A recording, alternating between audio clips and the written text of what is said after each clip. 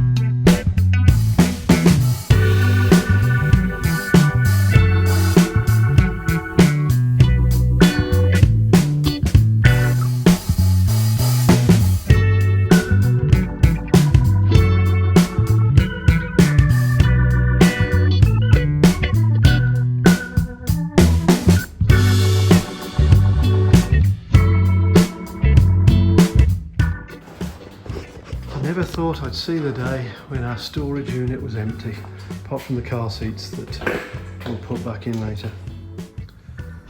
Fantastic. Another job well done.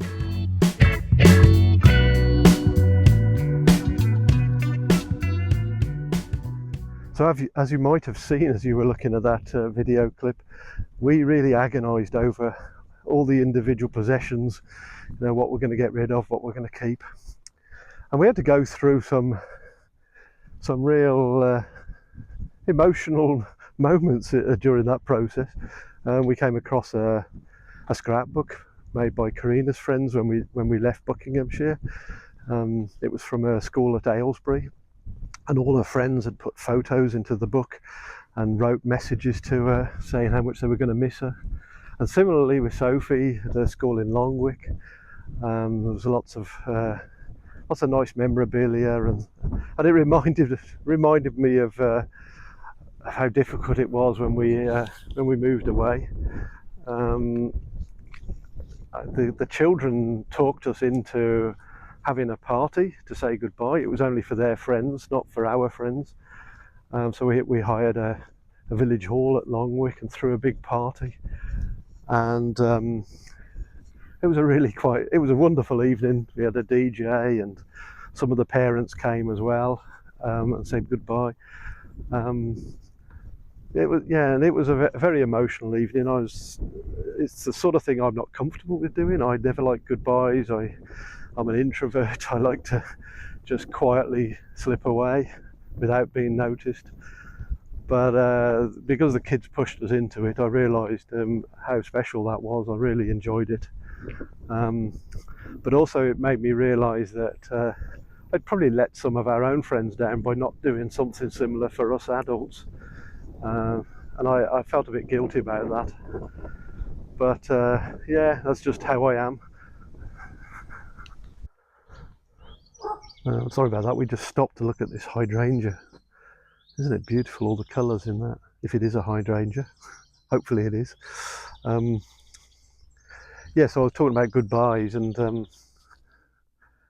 now I'm facing a similar dilemma here in Bonn. This week we had an afternoon with a friend of ours, a former neighbour, when we used to live in another part of town. And she's become like family to us. She's really close. And she was saying how much she's going to miss us and how sad she's going to be. And we feel the same as well. Yeah, it is a disadvantage or a downside to moving around a lot, is that you do cause some upset and you do hurt people. And I do feel bad about that. Yeah, and even though we said to her, that she can come and stay with us, Bonn to Devon, it's not an easy journey to make. And yeah, there is a risk that we're not going to see her again, or at least not on many occasions. Sorry, a bit distracted by a dog in front. Give me a second. So sorry about that. There was a little poodle barking at us. Lovely little dog. So I stopped recording. I spent a lot of my career managing change in companies. No matter how many times you implement change or you go through change yourself, you never really get used to it. It's always a very visceral experience. Leads to very deep emotions and feelings. I always remember when we first moved to Germany, and the first 2 or 3 weeks, it was a bit of a honeymoon period. It felt very nice. It was all exciting and new. And then one day, Sophie told us she was missing Longwick, and goodness me, there's a tree fallen over here. Oh, it's a big problem in Germany at the moment with these trees falling down. Let's just show you that. Yeah, so bear with me a second as I try and get under this.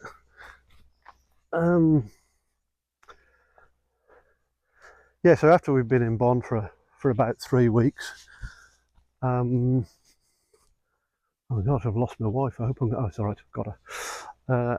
After we've been in Bonn for about 3 weeks, Sophie broke down and told us how much she was missing all her friends in Risborough and her school at Longwick. And she lay on the floor holding her stomach in pain, and it broke my heart, really. I could see she was so distraught and so upset and desperately wanted to go back to be with all the people she loved. And I lay down on the floor with her and held her, maybe for about 5 or 10 minutes, and felt so guilty and wondered how we were going to overcome this upset. But you do. You keep going, and you make new friends, and you gain new experiences, and slowly the previous chapter in your life starts to fade away. But we all go through that at our own speed. Some people never get over it and have to go back to where they came from. That's why a lot of people who move abroad go back home. Some people adapt and take to it like a duck to water. Anyway, we're now preparing ourselves for all of this again. Luckily this time it doesn't involve our children, although we will be leaving one behind because our eldest daughter lives in Berlin, and I will be sad to be leaving her.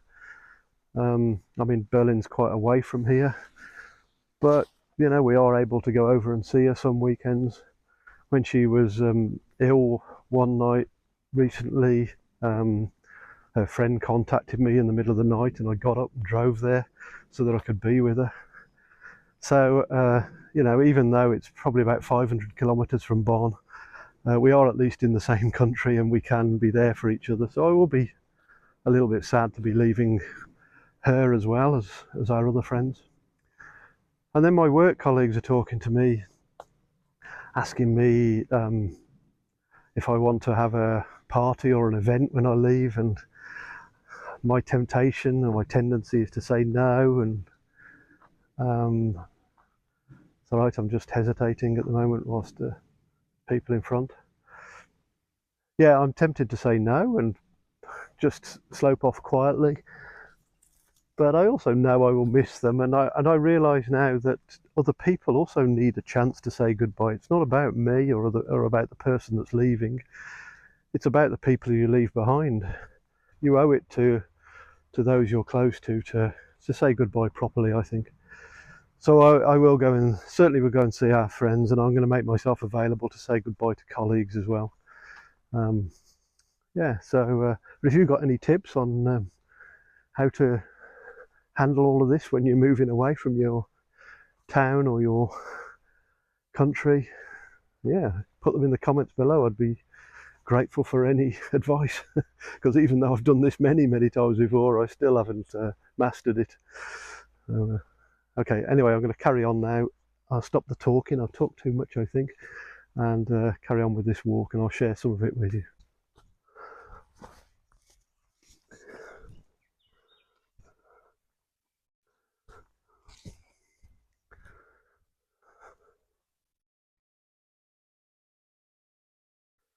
This looks completely blocked, doesn't it? I think we are, aren't we? Yeah.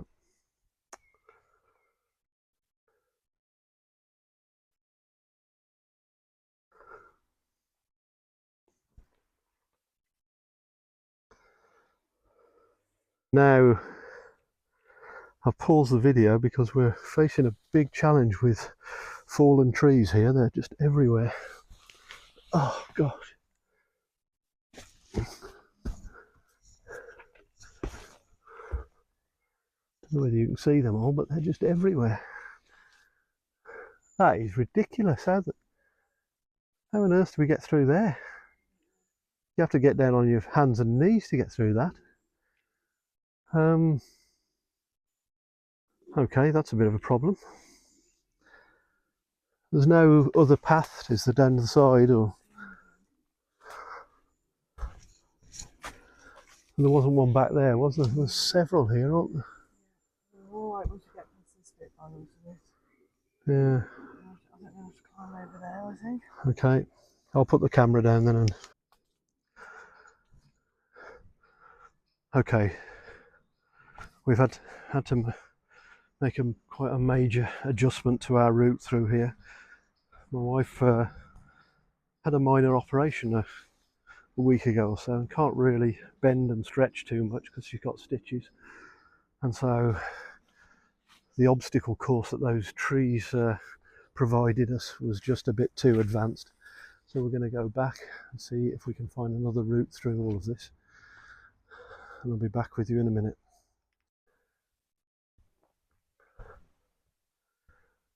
This looks an interesting place on our walk. Let's put it up here so you can see better.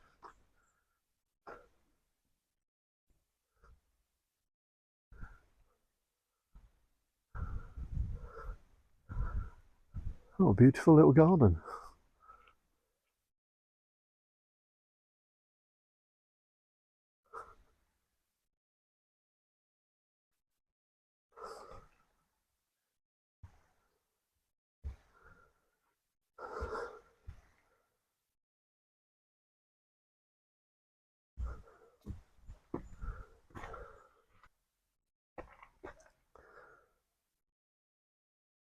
This place with plants and scenes and symbols from the Bible is designed as a show garden and a place where, a quiet place where you can connect with God and people, I think it means, or something like that.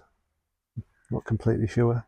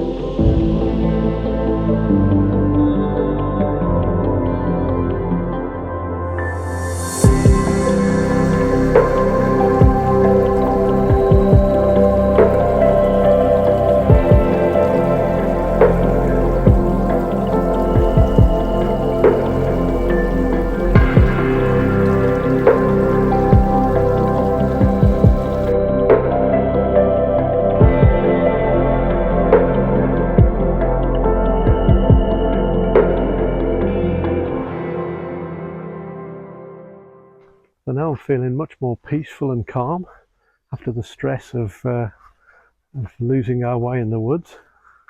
And I think this is a good time to end the episode. Hope wherever you are, you're having a good day. Take care of yourselves, and I'll post another video soon. Thanks then, bye.